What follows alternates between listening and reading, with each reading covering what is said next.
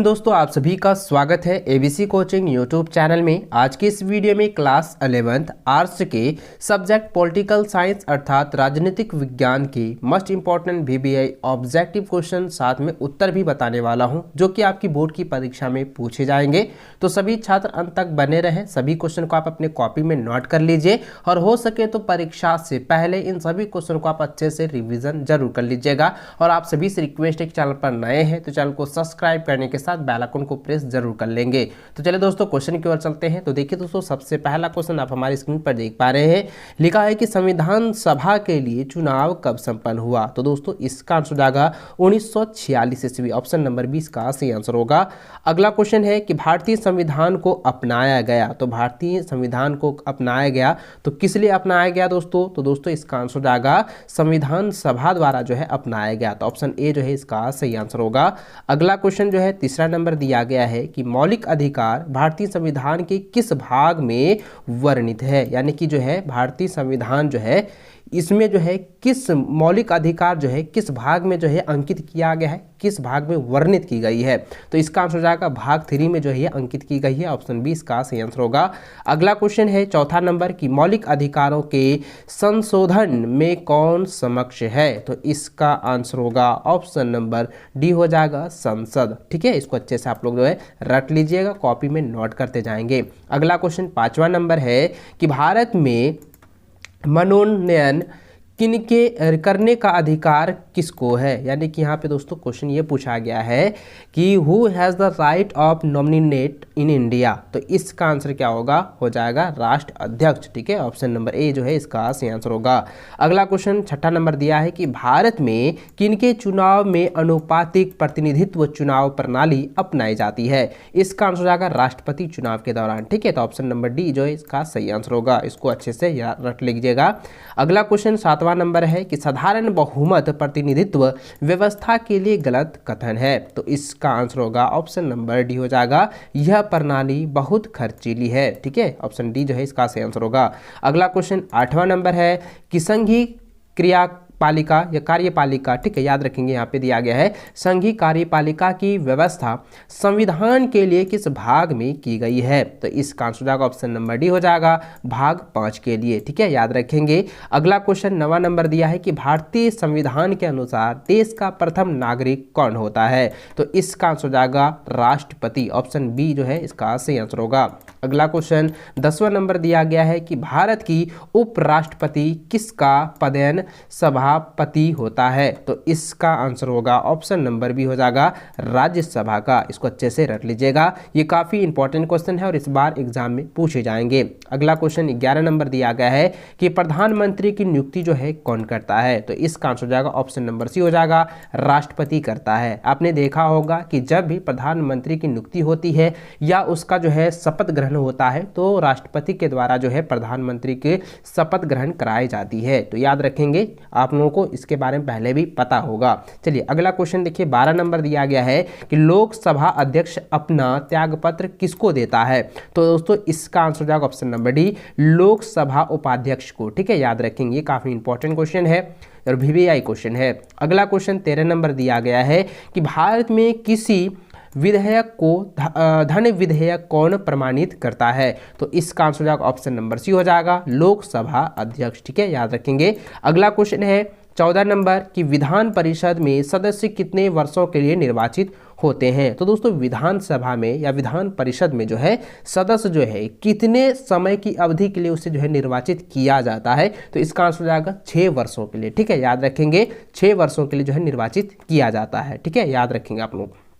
चलिए अगला क्वेश्चन देखिए दोस्तों, अगला क्वेश्चन 15 नंबर दिया गया है कि विधानसभा सदस्यों का निर्वाचन किसकी देखरेख में होता है। तो दोस्तों इसका आंसर हो जाएगा ऑप्शन नंबर डी हो जाएगा निर्वाचन आयोग के देखरेख में किया जाता है। अगला क्वेश्चन 16 नंबर दिया है संविधान की व्यवस्था या व्याख्या करने के लिए, याद रखेंगे कि यहाँ पे क्वेश्चन दिया है कि संविधान की व्याख्या करने के लिए अंतिम अधिकार किसे प्राप्त है। तो इसका आंसर हो जाएगा सर्वोच्च न्यायालय को। ठीक है, याद रखेंगे, ऑप्शन डी इसका सही आंसर होगा। अगला क्वेश्चन 17 नंबर है कि भारत में न्यायपालिका है? तो भारत में न्यायपालिका इनमें से कौन है, आपको बताना है। तो दोस्तों भारत में न्यायपालिका जो है ये पूरी तरह से जो है स्वतंत्र होता है। वह जो है ना कि राष्ट्रपति के अधीन होता है, ना ही प्रधानमंत्री के अधीन होता है, ना ही संसद के अधीन होता है। यह जो है पूरी तरह से स्वतंत्र होती है। ठीक है, याद रखेंगे भारत में न्यायपालिका जो है वो पूरी तरह से स्वतंत्र होती है। याद रखेंगे ऑप्शन डी। अगला क्वेश्चन देखिए 18 नंबर दिया है कि उच्च न्यायालय के न्यायाधीश अपना त्याग पत्र किसको देता है? तो दोस्तों इसका आंसर जाएगा राष्ट्रपति को। ठीक, इसको अच्छे से याद रखें, ऑप्शन डी इसका सही आंसर होगा। अगला क्वेश्चन 19 नंबर है कि संघ और राज्यों के विधायी संबंधों का संचालन किन सूचियों के आधार पर जो है किया जाता है? तो इसका आंसर जाएगा ऑप्शन डी, इनमें से सभी। ठीक है, यानी कि संघ सूची, राज्य सूची और समवर्ती, यानी कि इनमें से सभी सूची के आधार पर जो है किया जाता है, इसलिए इसका आंसर ऑप्शन नंबर डी सही आंसर होगा। अगला क्वेश्चन 20 नंबर दिया है कि भारत में सुदृढ़ केंद्र के साथ संघीय ढांचा का विचार कहां से लिया है? तो इसका आंसर जाएगा ऑप्शन नंबर सी, कनाडा से लिया गया है। अगला क्वेश्चन 21 नंबर दिया गया है कि भारत में निम्नलिखित में से किसके अंतर्गत पंचायती राज प्रणाली की व्यवस्था की गई है? तो इसका आंसर जाएगा राज्य के नीति निदेशक सिद्धांत के अनुसार जो है यह प्रणाली को ली गई है, यानी कि पंचायती राज प्रणाली की व्यवस्था की गई है। ऑप्शन नंबर सी इसका सही आंसर होगा। इसको रट लीजिएगा, ये एग्जाम में पूछे जाएंगे और ये बार बार भी क्वेश्चन पूछा जाता है। अगला क्वेश्चन 22 नंबर दिया गया है कि भारतीय संविधान के किस संशोधन में पंचायती राज संस्थाओं को संवैधानिक आधार प्रदान किया जाता है? तो इसका आंसर जाएगा ऑप्शन नंबर ए हो जाएगा, 73वें आधार पर। ठीक है, इसको अच्छे से याद रखेंगे, ऑप्शन ए इसका सही आंसर होगा। अगला क्वेश्चन 23 नंबर दिया हुआ है कि संविधान को एक पवित्र दस्तावेज किसने कहा है? तो इसका आंसर जाएगा बी आर अम्बेडकर ने, यानी कि डॉक्टर भीमराव अम्बेडकर ने जो है ये पवित्र दस्तावेज संविधान को कहा है। ऑप्शन सी इसका सही आंसर होगा, इसको अच्छे से रट लीजिएगा। और डॉक्टर भीमराव अम्बेडकर से रिलेटेड जितने भी क्वेश्चन पूछे जाएंगे वो VVI है और इस बार क्वेश्चन पूछे जाते हैं और बार बार ये क्वेश्चन पूछे जाएंगे। ठीक है, चलिए अगला क्वेश्चन की ओर चलें। तो देखिए यहाँ पे 24 नंबर दिया गया है कि कल्याणकारी राज्य की कल्पना का समावेश भारत के संविधान में है। तो इसका आंसर जाएगा राज्य के नीति निदेशक तत्व में। ऑप्शन नंबर डी इसका सही आंसर होगा। अगला क्वेश्चन 25 नंबर दिया है कि भारतीय संविधान में संशोधन के लिए विधेयक लाया जा सकता है। तो इसका आंसर जाएगा या तो लोकसभा में या राज्यसभा में। ऑप्शन सी जो है इसका सही आंसर होगा, इसको अच्छे से रट लेंगे। दोस्तों इसमें से कई सारे ऐसे क्वेश्चन हैं जो कि बहुत बार एग्जाम में पूछा गया है और इस बार पूछने के ज़्यादा चांसेस हैं, इसलिए सभी क्वेश्चन को आपको कॉपी में नोट कर लेने हैं और इसको अच्छे से जो है एग्जाम से पहले रट लीजिएगा। ठीक है, चलिए अगला क्वेश्चन देखिए 26 नंबर दिया गया है कि राजनेताओं के लिए राजनीति क्या है? तो राजनेताओं के लिए राजनीति है जन सेवा। ऑप्शन सी इसका जो है सही आंसर होगा। अगला क्वेश्चन 27 नंबर है कि इनमें से कौन राज्य शासन और सत्ता का अध्ययन करता है? तो इसका आंसर जाएगा लोक प्रशासन। ऑप्शन नंबर सी इसका सही आंसर होगा। अगला क्वेश्चन है सरकार की नीतियों से अहम सहमत। देखिए यहाँ पे क्वेश्चन क्या है 28 नंबर कि सरकार की नीतियों से असहमत होने पर क्या करना चाहिए? तो इसका आंसर हो जाएगा दोस्तों ऑप्शन नंबर डी हो जाएगा, नीतियों को बदलने के लिए अपनी सरकार की राजी करने हेतु शांतिपूर्वक विरोध या प्रदर्शन करना चाहिए। ऑप्शन डी जो है इसका सही आंसर होगा। यानी दोस्तों अगर मान के चलिए सरकार की कुछ ऐसी नीतियां हैं जो कि जनता जो है वो उस नीति से सहमत नहीं है, तो वो क्या करेंगे, उस नीति को बदलने के लिए अपनी सरकार की ओर जो है आवाज़ उठाएंगे, यानी कि उसका जो है विरोध करेंगे। लेकिन किस प्रकार, शांतिपूर्वक वो जो है विरोध करेंगे और प्रदर्शन करेंगे। ठीक है, याद रखेंगे ऑप्शन डी जो है इसका सही आंसर होगा 28 का। अगला क्वेश्चन 29 नंबर दिया गया है कि इनमें से कौन जो है राजनीतिक स्वतंत्रता नहीं है? तो दोस्तों इसका आंसर हो जाएगा ऑप्शन नंबर बी हो जाएगा, आजीविका पाना। ठीक है, ये ऑप्शन बी जो है राइट आंसर होगा। अगला क्वेश्चन 30 नंबर दिया गया है कि कौन स्वतंत्रता की सुरक्षा नहीं देता? तो ऑप्शन नंबर डी इसका सही आंसर होगा, राजनीतिक पार्टियां जो है स्वतंत्रता का सुरक्षा नहीं देता है। ऑप्शन डी इसका राइट आंसर होगा। अगला क्वेश्चन 31 नंबर दिया गया है कि व्यक्ति जो चाहे सो करे, उसके कार्यों पर कोई प्रतिबंध नहीं होना चाहिए। आप इस कथन को स्वतंत्रता के किस रूप में रखेंगे? तो दोस्तों हम इस कथन को जो है प्राकृतिक स्वतंत्रता के रूप में रखना चाहेंगे। तो इसलिए दोस्तों इसका आंसर क्या हो जाएगा, ऑप्शन नंबर डी इसका सही आंसर होगा।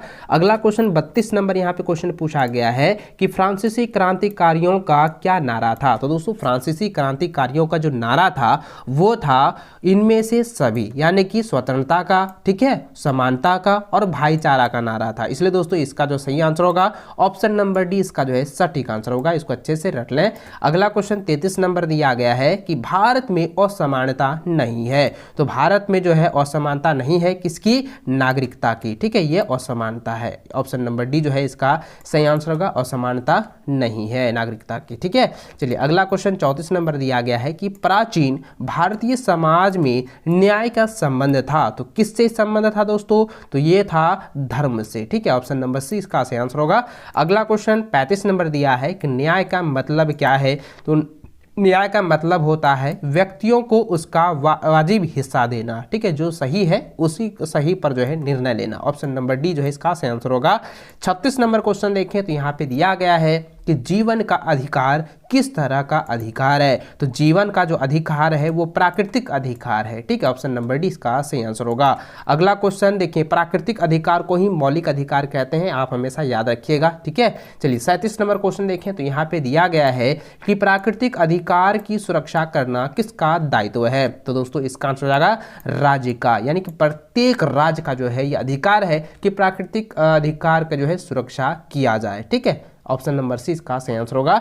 चलिए 38 नंबर क्वेश्चन देखें तो यहाँ लिख दिया गया है कि अधिकार के वैधांतिक सिद्धांत के अनुसार अधिकार किसकी उपज है। तो अधिकार जो है किसकी उपज है, तो इसका आंसर आएगा कानून का। ऑप्शन नंबर ए इसका सही आंसर होगा। अगला क्वेश्चन 39 नंबर दिया है कि एक व्यक्ति द्वारा घर में टेलीफोन लगवाने के लिए आवेदन दिया गया, 2 माह बीत जाने पर भी घर में टेलीफोन नहीं लगा, व्यक्ति देरी के कारण जानने के लिए अधिकार का प्रयोग करेगा। तो यानी कि कौन सा अधिकार का जो है वो प्रयोग करेंगे। तो दोस्तों इसका आंसर हो जाएगा सूचना का अधिकार। यानी कि दोस्तों कोई भी वस्तु हम खरीद रहे हैं वो लेट हो रहा है, तो अगर हम उसकी जानकारी लेना चाहेंगे तो किस अधिकार से हम उसकी जानकारी ले सकेंगे, तो सूचना के अधिकार के तहत जो है उसके हम जानकारी परिपूर्ण ले सकते हैं। तो ऑप्शन नंबर सी इसका सही आंसर होगा, सूचना का अधिकार। इस तरह से अगर क्वेश्चन दिया जाए तो डायरेक्ट आपको मन में रखना है, उसको जो है टिक लगा देनी है, सूचना अधिकार याद रखेंगे, उसका आंसर क्या होगा, सूचना अधिकार होगा। कोई अगर संदेश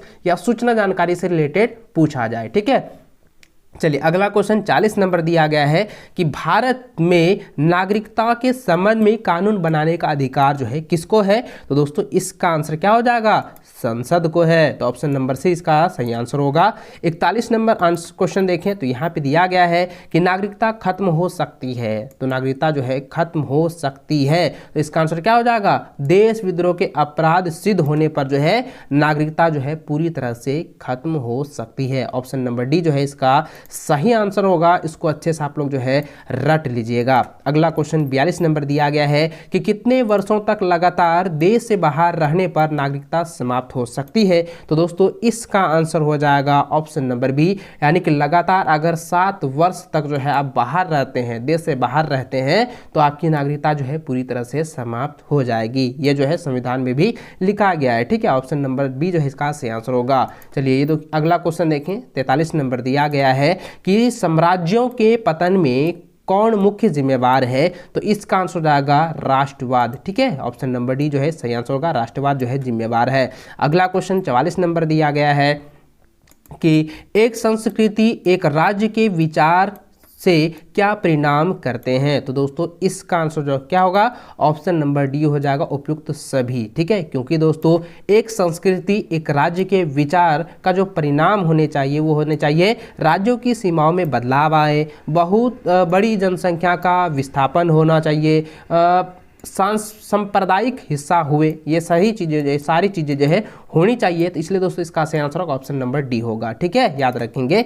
अगला क्वेश्चन 45 नंबर दिया गया है कि धर्म सापेक्षवाद में क्या होना चाहिए, धर्म और राजनीति जुड़े होने चाहिए या जुड़े होते हैं। तो ऑप्शन नंबर बी जो है इसका सही आंसर होगा। अगला क्वेश्चन 46 नंबर दिया गया है कि समान नागरिक संहिता, ठीक है, संहिता का कामना करता है। तो इसका आंसर क्या हो जाएगा, धर्मनिरपेक्ष राज्य की जो है कामना करती है। ऑप्शन नंबर 20 का सही आंसर होगा।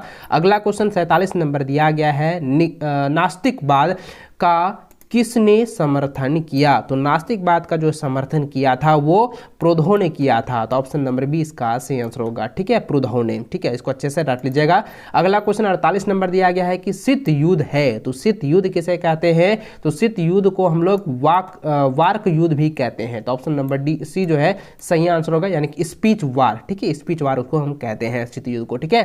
चलिए अगला क्वेश्चन 49 नंबर दिया गया है कि न्यूयॉर्क स्थित विश्व व्यापार केंद्र को आतंकवादियों ने कब ध्वस्त किया। तो इसका आंसर हो जाएगा 11 सितंबर 2001 ईस्वी को, ठीक है, ऑप्शन ए इसका सही आंसर होगा। अगला क्वेश्चन 50वां नंबर दिया गया है कि भारत में चिपको आंदोलन का जन्म हुआ। तो दोस्तों भारत में चिपको आंदोलन का जन्म जो है वन क्षेत्र को बचाने हेतु जो है यहाँ पे उत्पन्न हुआ है या जन्म हुआ है। तो ऑप्शन नंबर सी इसका सही आंसर होगा। इस वीडियो में मैंने आपको जो है पॉलिटिकल साइंस के 50 क्वेश्चन बताए हैं। अगर 50 क्वेश्चन को आप रट लेते हैं और जितने में मैं वीडियो आपको दे रहा हूं सभी वीडियो को आप लोग अच्छे से देखते हैं, अच्छे से सभी क्वेश्चन को आप अच्छे से रिवीजन कर लेते हैं, तो मैं गारंटी के साथ कहता हूं कि आप दोस्तों बोर्ड एग्जाम में जो है 100 में 100% जो है मार्क्स गेन करोगे। आपका अंक जो है आपका फुल मार्क्स आपको मिलने वाला है, ठीक है। तो चलिए दोस्तों इस वीडियो में बस इतना ही। वीडियो को अभी तक लाइक नहीं किए हैं तो वीडियो को लाइक अपने सभी दोस्तों के साथ शेयर करेंगे। चैनल पर आप पहली बार आए हैं और बोर्ड एग्जाम की बेहतर तैयारी करना चाहते हैं तो बिंदास होकर चैनल को सब्सक्राइब कर लीजिए। साथ ही दोस्तों ज्वाइन बटन को ऑन करके ज्वाइन भी हो जाइए ताकि आपको इसका जो है पीडीएफ भी मिल सके। चलिए दोस्तों मिलते हैं नेक्स्ट वीडियो में, तब तक जय हिंद, वंदे मातरम।